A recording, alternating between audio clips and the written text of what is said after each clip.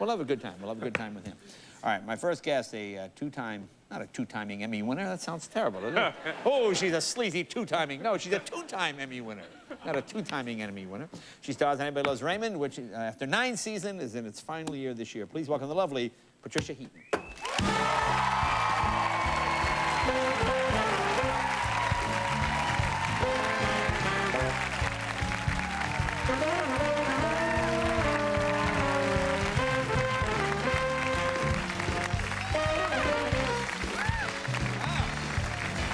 Look at you. Well, you know. Pamela, after you left Raymond, you're now working at Hooters. Good heavens, wow. Wow. You're managing the one over here in Glendale? Good heavens. It doesn't look so, maybe from your angle. No, you look I don't think it stunning. looks so, oh, man. Well, I was wondering, I kept putting this dress off because I think I can't wear it on a daytime show. It's a little too low cut. It'll be fine for Jay's show. It's That'll be perfect fine. for And now Jay's it's show. like, oh. Well, no, it's perfect. Because, see, I see you on the show, and you never wear anything like that on the show. And then those commercials you do, it's a little more concerned. I like this. I like the kind of... oh, okay. Yeah. Now, if it rains, we'll be in heaven. How you been? It's good to see you. You're a little bummed out about the last show, and you know, I mean, I have to say, first of all, we had this big thing where we were building and building and building up to taping the last episode. Right. And then, oddly enough, for the first time in 9 years, I got laryngitis, and they had to cancel it. What? Now, did you get laryngitis because you're so nervous? Was it? You think it was some nerves? You know, my husband was sick that week. One of my kids was sick. I wasn't sleeping because it was so much stuff, tension going on in the show, and I got a cold, and it moved into my throat, and I lost my voice to the point where I really couldn't do anything about it. You know, you might get another chest cold. That's another joke. I was going to say it myself. I was just going to say it myself and get it over with, but I'll let you have that one. So now you delayed the tape. Now, how did Ray react? Because Ray he gets excitable. Yeah, and he's a real perfectionist. You know, he works on every aspect of that show. Well, and I felt terrible. I mean, they sent me to, like, you know, a doctor, and they shot me full of steroids. I got a photo of me with a needle in my butt, trying to bring my voice back. Why would you have a photo of you with a needle in your butt? I'm curious. I just had me documenting the last week of Raymond. Get this shot, would you, Bob? Our producer was there, and I'm like, here, take my camera. I don't know. It was just because it was sort of this big thing of like, my gosh, it's the last episode. Are we gonna be able to do it or not? You know.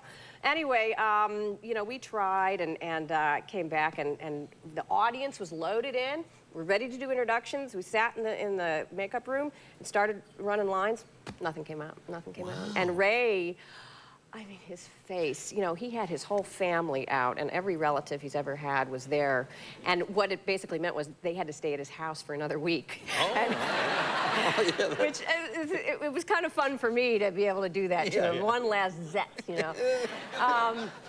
But they had, it was, you know, I felt kind of awful about it. But we came back. What was great was the next week we came back, we did a little light rehearsal, and we did the show, and it was kind of just ourselves. There wasn't a lot of press. There wasn't a lot of, it was all friends and family, and it kind of went out the way it started, with just us, and it actually turned out to be a much better show, I think. Now, did you cry? Did you get very emotional? Well, the whole time I was thinking, you know what, it's just too gargantuan. I think it's gonna be too overwhelming.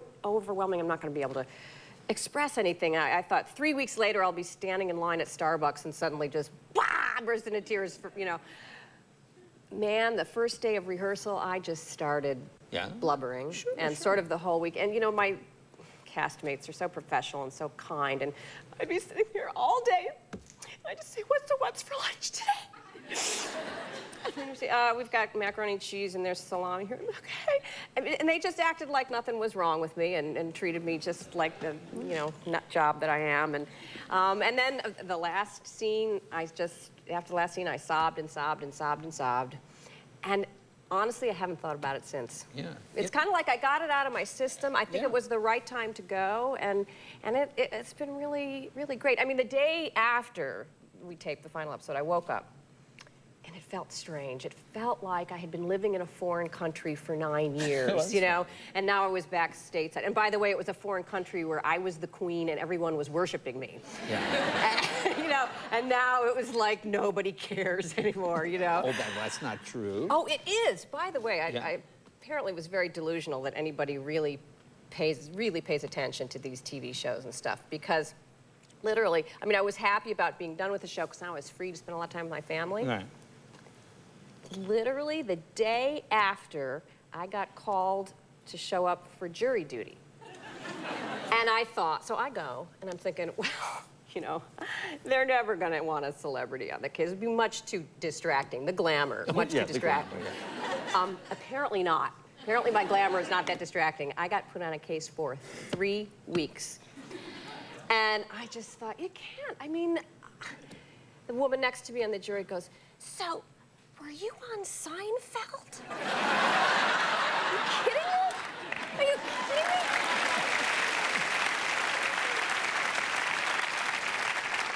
And it was, you know, it was 3 weeks of listening and looking at photos of drywall. It was a civil case about a bad drywall patch job.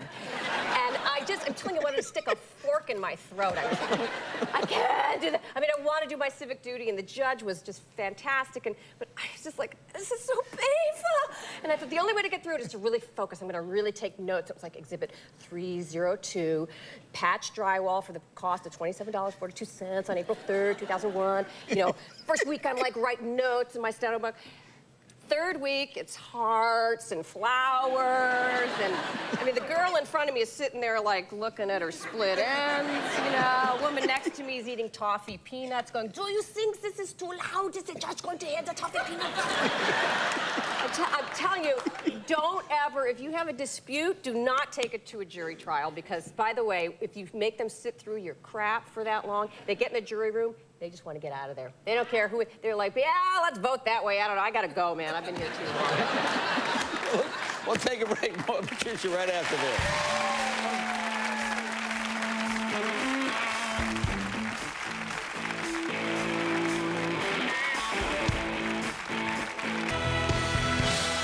Welcome back. Talking with Patricia Heaton from Everybody Loves Raymond, of course. Tell me she just got off the Robert Blake jury. Tell us about Oh, no, I'm telling you that. So is it really frightening in the jury? What goes on in the jury room? Well, you know, the thing is, people, as I said, people just really wanted to get out of there. The two scariest things were people just wanted to get out of there, and nobody knew who I was. So that was. Did anybody in the jury? One guy looked at me, and he's like, so, because when they were picking the jurors, they say you have to state your name and what you do, and so I said, Patricia Heaton, I'm an actress, and I didn't want to pull like, well, everybody loves Raymond, you know. So I just said, I'm Patricia Heaton, I'm an actress, I'm married, got kids, blah. And so this kid comes up to me who's on the jury and says, so how are you going to audition for stuff if you're on jury duty? And I said, I kind of know what's coming up. And he said, so do you work much, or what do you do? And I said, I actually just finished 9 years on a sitcom. He's like, oh, what show? I said, Everybody Loves Raymond. Really? I watch the show all the time. What would you do on it? I said, I play Ray's wife. And he's looking at me, and then he's like, oh, you're the one on the show. I mean, apparently I look really different than I do. It was 9 o'clock in the morning, and I hadn't had coffee, so maybe that was the thing. But, oh, my gosh, I was really shocked. So, yeah, nobody, you know, and I was just so... I'm in love with the other woman. My life was fine till she blew my mind. It was it was 3 weeks, and I was sewing, and it couldn't. And it's drywall? Drywall. It was just like, and the leaking, and weep screeds and weep holes, and the tile was laid wrong, and, you know, I'd go out at lunchtime. We'd get an hour and a half for lunch, and I'm just so like, oh, I can't believe I'm doing this. And it was the courthouse right near a shopping mall. Oh. And so every day I went and bought a cheap pair of shoes and a matching bag, just because I was so mad, you know. I'll take those shoes, and how much is the bag? $16? I'll take the bag too, $16. But I have to tell you, I realized, I mean, you can, you know, buy shoes for $40. They're looking pretty good. I have a stylist who's convincing me that $750 is reasonable for a blouse. And I call him up, I'm like, excuse me, 9 West, I don't have to spend, you know, $800 on a pair of shoes. So, anyway, he's fired too. So the publicist is gone, the stylist is gone. Well, that's Well, you had a theory, you said, on jurors, on how to pick jurors. Oh, well, see, this is the thing. I'm a good citizen. I want to do my duty, but that was really like purgatory. I mean, I feel like I've shaved off 3 years of purgatory by being there, you know, that's good. But I was thinking, you know, the people that should come here are people with moving violations. If you get a traffic ticket, you should have to go do jury duty. That way we'd have much better drivers, right? Instead of going to traffic school, you go do jury duty. That's not a bad idea. I think it's a great idea. Let me ask you about the show again. Now, what are you going to miss most about the cast member? Because everybody has their idiosyncrasies. Well, I mean, we were very sort of a, nobody had like a wild, crazy life. We're all kind of got our families. We'd come and do the job, clock in, clock out, go home. It's great. I'm going to miss kind of catching up with everybody and finding out what's just going on in their lives and, you know, family stuff. I will tell you what I won't miss is having to diagnose various lumps on Ray. Now, he is kind of a hypochondriac, isn't he? Well, you always see him doing whenever he'd get nervous, he'd do this.